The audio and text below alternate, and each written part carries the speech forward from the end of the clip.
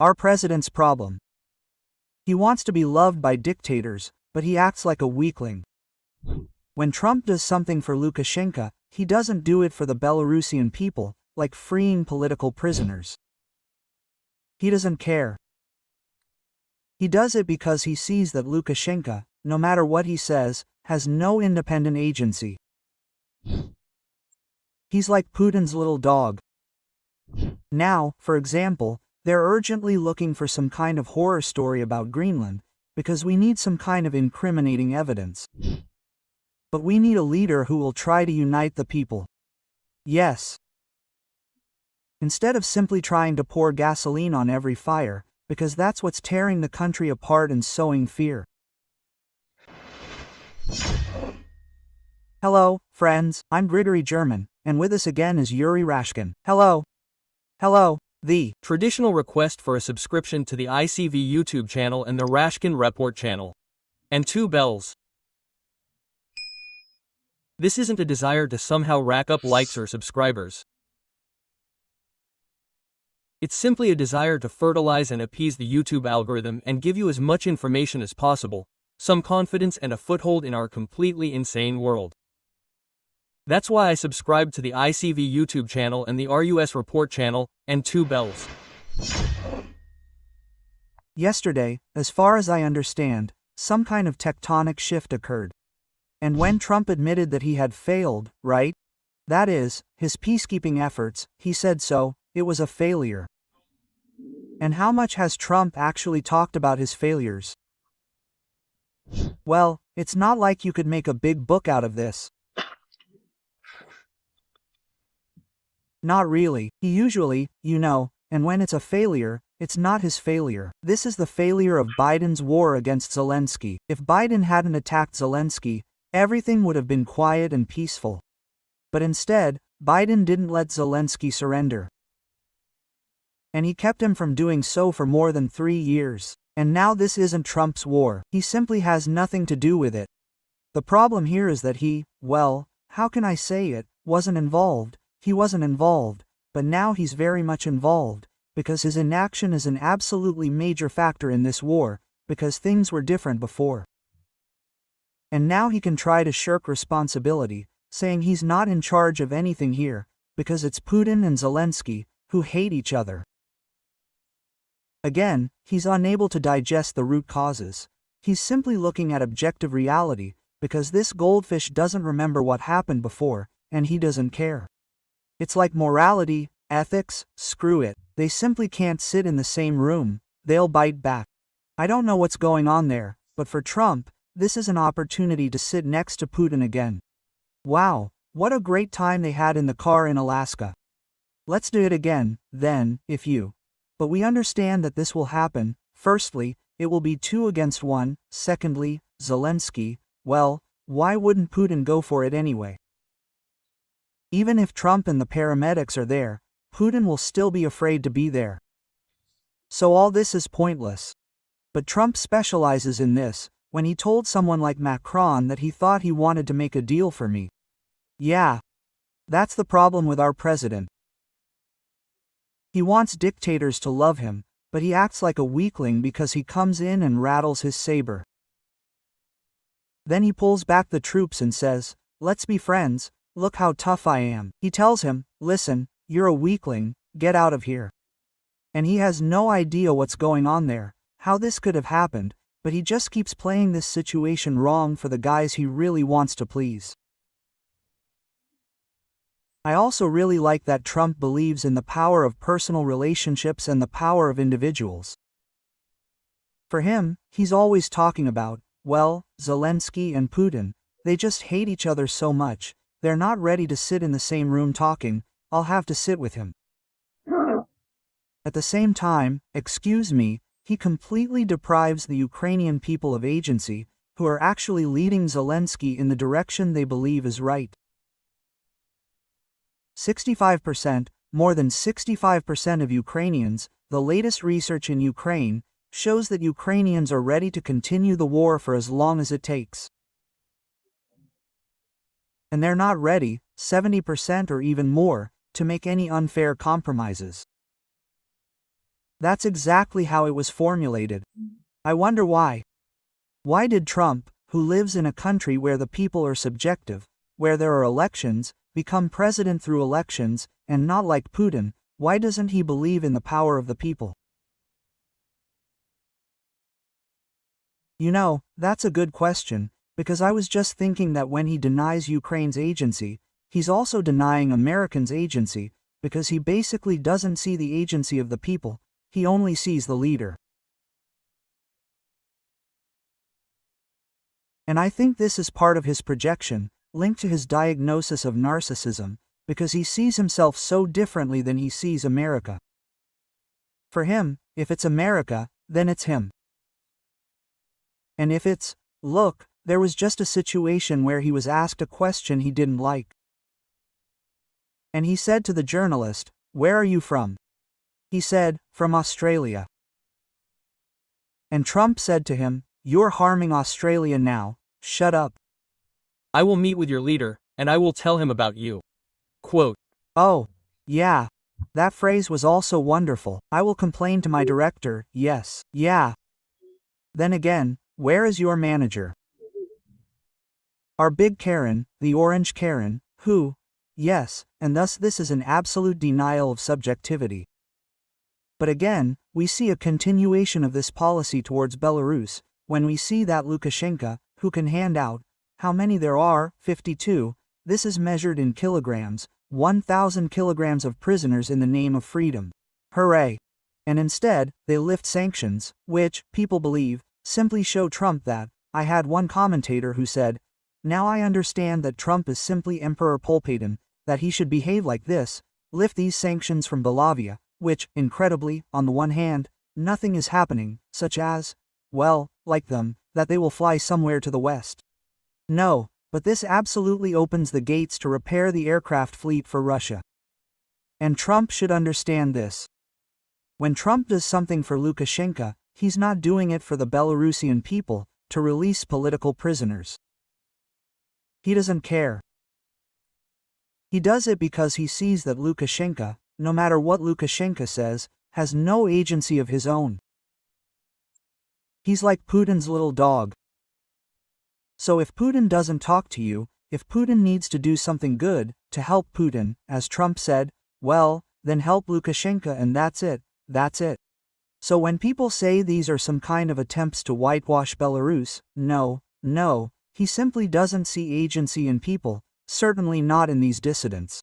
In general, it seems to me, he probably doubts, well, as to how much agency, so to speak, Lukashenko has. Yeah, because in reality, Lukashenko is just a supportive figurehead for Putin, and Trump understands this too, but he, at least, he's kind of in the club. He's one of our sons of. The White House administration is trying to raise up this banner of anti-democratic struggle, not only Kirk, but also the deceased Ukrainian woman Zarutskaya, yes, who was killed by some maniac, yes, in the subway. They're trying to raise her up on this banner, and they're tying this bloody sacrifice specifically to the fight against the Democrats. How effective is this? How effective do you feel it is? How effective is it? Look, people who didn't support Trump, they don't support Trump. People who support Trump, as a rule, don't live in big cities. They live in small towns. They watch the news and look with horror at people who go to the big city. Oh my God, what could happen to you in a big city? Oh, and in this sense, the terrible story of Irina Zarutskaya fits perfectly into the political narrative of this administration. Look, a big city, a white woman was killed by a black man, a mentally ill one. Urgent, we're bringing in the National Guard, or at least why it's necessary to bring it there, and beyond. And its photos can be circulated and so on. In this sense, Charlie Kirk is much more convenient for the administration, because he, well, was kind of for Trump. His widow told Trump in a statement that Charlie loved you. Here, she's kind of egging him on. She wants her dead husband to be used in this way, like a holy martyr. And the family, First of all, ask for the video to be removed and not shown on the Russian side. On the other hand, Trump didn't say a word about the Ukrainians. Again, where is the people's agency? None. It's just a toy, a pawn. In his plans, he's playing out who we have here, what our situation is. Now, for example, they're urgently looking for some kind of terrible story about Greenland, because we need to find some kind of incriminating evidence. And some story was just floating around. They published a report where they were very critical of the Danish government, their behavior regarding how they distributed contraceptives to Greenlands, and so on. And it's as if Trump only cares about criticism of Denmark. Oh, look. And here, the facts are being integrated into the picture. And so we all end up here as props on this stage, which is being played out to show whatever they want. So not a word about the Ukrainians, who are in a difficult situation in the United States. But it's because of Trump that people are in such a precarious situation, because he, naturally, hopes that he will end the war in 2 weeks. So why extend anything for these people if he's going to kick them out of here, supposedly, as soon as the war is over? And, well, it kind of smells like that. And so they're now in limbo. They don't have work rights, and it's unclear how they even exist. What could Trump say? You know, the situation with this woman is so terrible. The Ukrainians are suffering. Let's help. No, let's do the opposite. Let's just take it. And now, again, while preparing for our broadcast, I saw that the body of a black student hanged from a tree on a university campus in St. Louis, Missouri. We've lived to see it, we've lived to see it. And the university is in shock, classes have been canceled. Ah, but we need a leader who will try to unite people. Yes, yes, yes.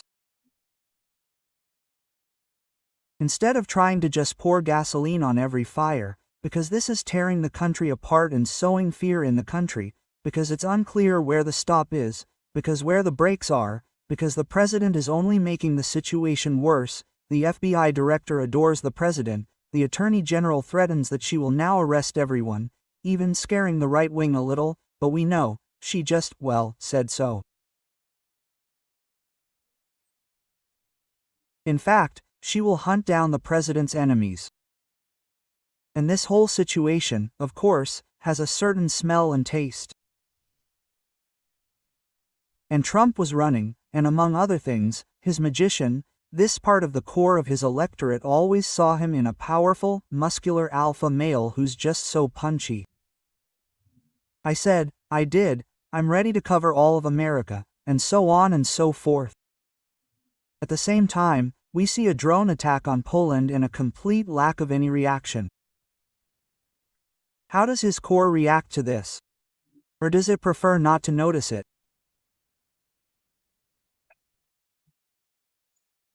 I think his core is probably more busy right now with the Charlie Kirk situation. Yeah, and maybe someone else is interested in the Epstein case. And I think that, in principle, this will never help Trump again. It only hurts him now. The question is to what extent. But I think that for his NATO base, helping its allies never seemed particularly important. It just looks from here as if Europe is falling apart again. But we tried to hold them back. Well, these Europeans, they're always like, oh, trying to rip them off. Well, okay, well, fine, we're going back to our small towns, where Poland is far, far away from us.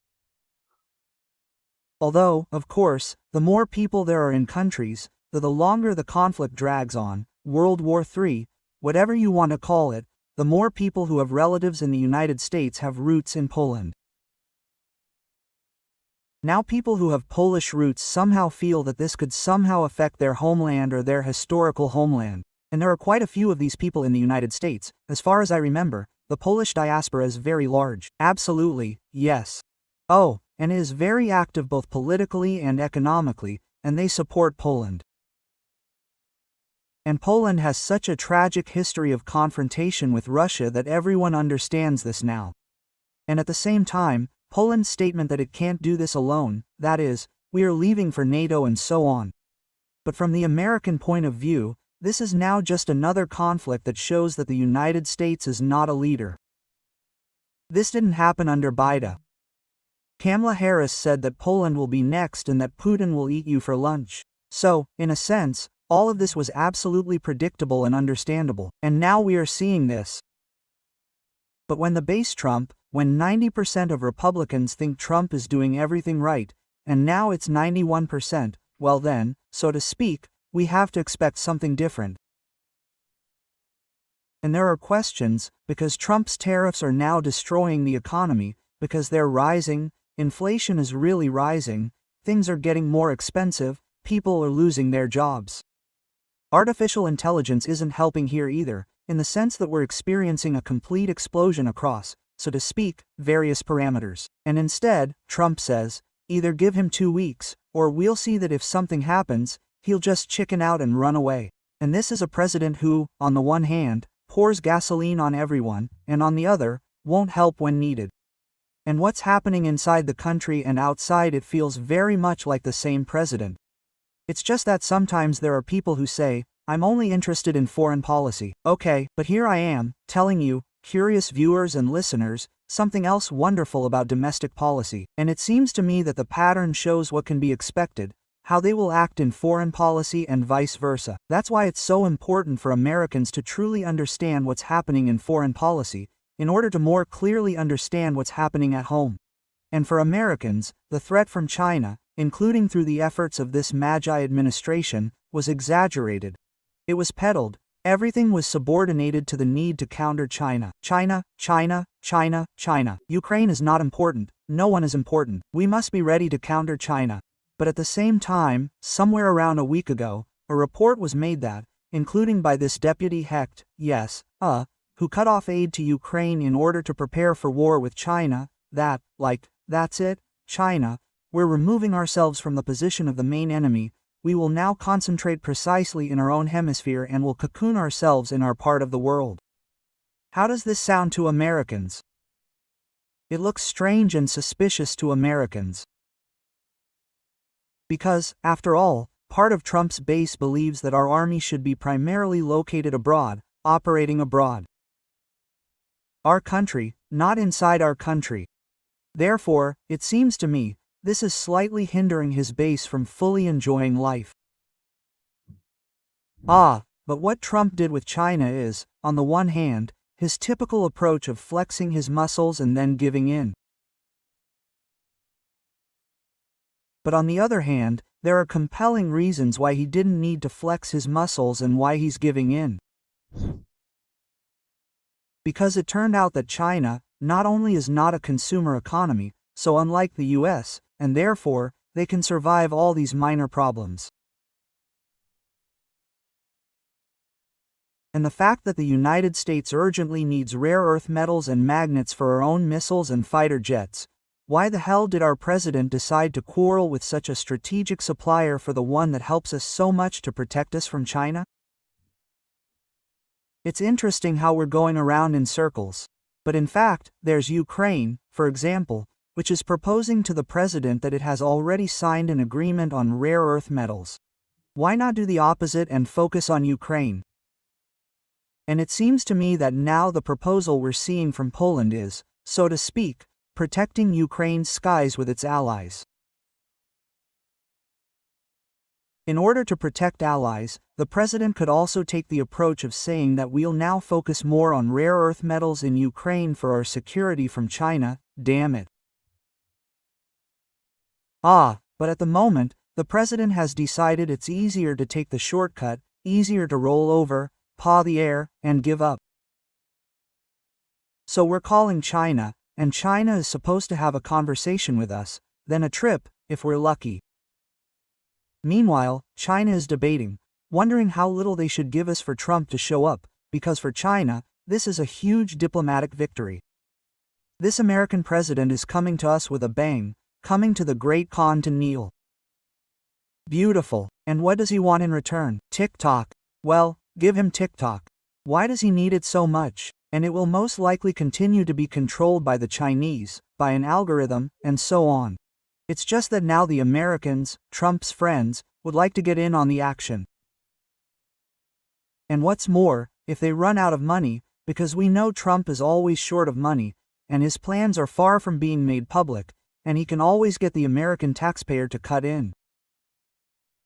Yes, Brendan Sanders says it's good that we now have more socialism, that we need to get interest on what we, the taxpayers, invest. But those who are supposedly for capitalism are against it and think it's a dangerous idea. But for Trump, it's now a way, another way to solve problems. So China is in charge now. And it was clear, when all this was happening, it was clear that Trump wanted to be friends with dictators, that he would first somehow show off, like with Kim Jong-un, when he threatened him, and then they exchanged love letters. But Trump hasn't gotten any younger or smarter since then, he's only gotten a little oranger. So I think we already really understand everything, especially our viewers.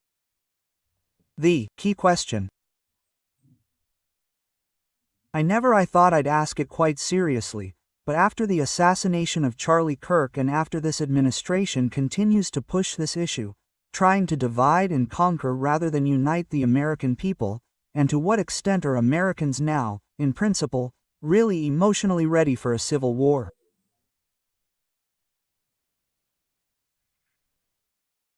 You know, from an emotional point of view, we are now in a spiral of fear that is only growing.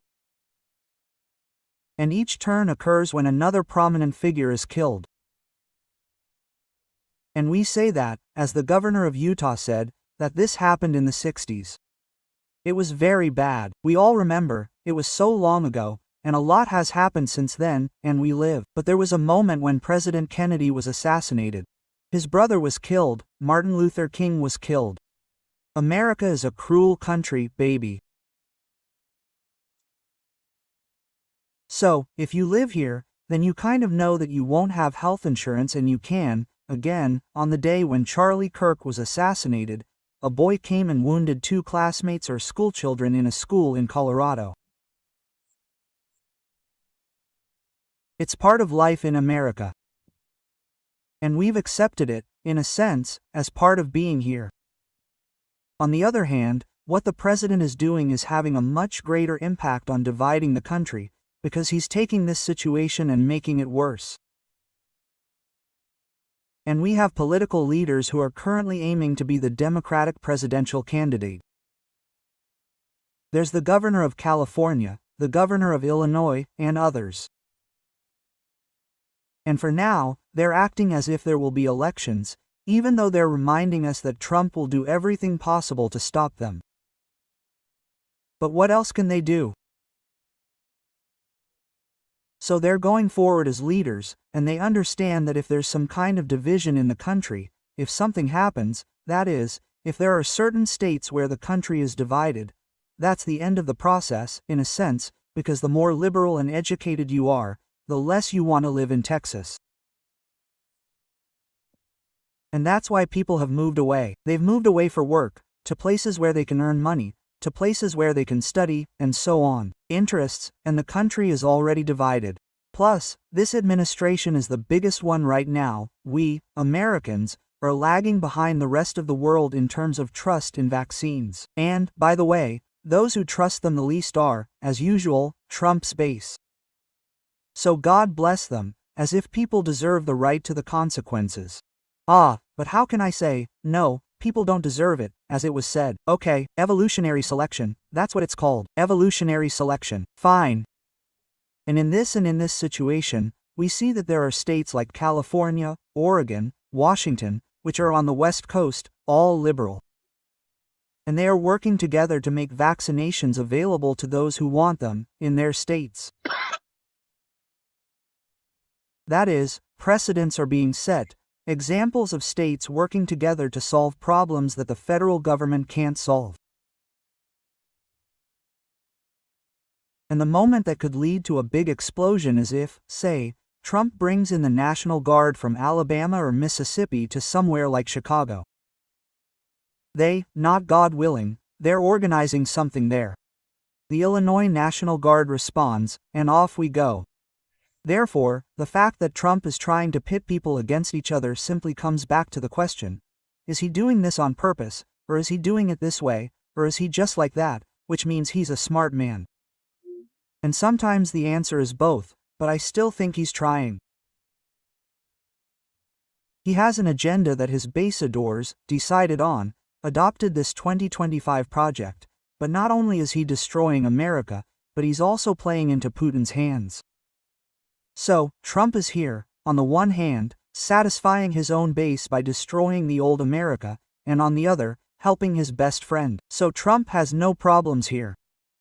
The question is, where will this break be, because if Americans, we, for example, aren't all obligated to go to protests, we can just go to the polls, vote for someone else, and that's it, the problem is solved. But we're reaching a situation where people don't have the feeling, and part of this spiral of fear is that there's no time. Expecting that something needs to be done now. And we'll see where it goes. Democrats are responding collectively, liberals, progressives, saying that, looking at the situation with Charlie Kirk, there are two conclusions. Seriously? First, we have a gun problem. Seriously, something needs to be done about that. And the second problem is our problem with social media. We need to do something, we need to disconnect, we need to change our behavior somehow, because these damn algorithms are designed for hatred, because then we sit and start typing even more. And so these two phonies say, let's try to take a break from social media and let's do something about guns. And meanwhile, the president says something completely opposite. We'll see where it goes. Thank you very much. You've calmed me down a little, especially with the phrases about America being a tough country, and basically everyone's used to that, right? Well, that is, they perceive this as part of, yes, this very part of our lives. On the other hand, it's gratifying that, well, it inspires a certain optimism that these truly key issues are being raised. For me, it's very important that the key issue of social media is being raised, which, well, in the United States has truly become the factor that really divides the country. And with these two big money things, sparks are already starting to fly between them. Sparks that could cause an explosion. Well, I hope that the wisdom of American society can deflect these sparks somewhere with a lightning rod. Thank you very much. Friends, as always, your comments are at your disposal. We look forward to your opinions on what we discussed. We especially look forward to Trumpists. We especially look forward to Democrats, but we also look forward to Trumpists, because we have the opportunity to see opinions from the other side. Take care, and until next time. Thank you.